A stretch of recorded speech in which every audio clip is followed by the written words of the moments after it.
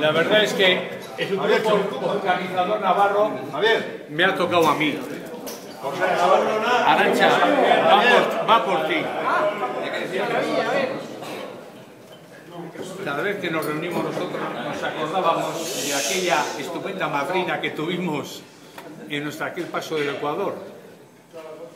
Bueno, me imagino que también te acordarás su familia, porque como dice Alfonso, yo creo que terminamos hasta con la colonia del baño de su casa.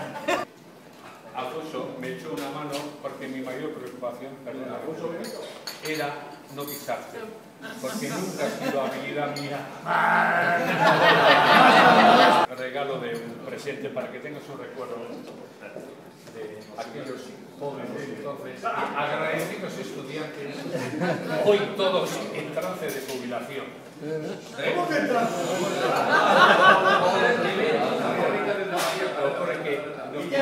No quiero terminar sin agradecerle a Juan. Que le hayas hecho feliz a nuestra madrina. Pero ella es que Antonio.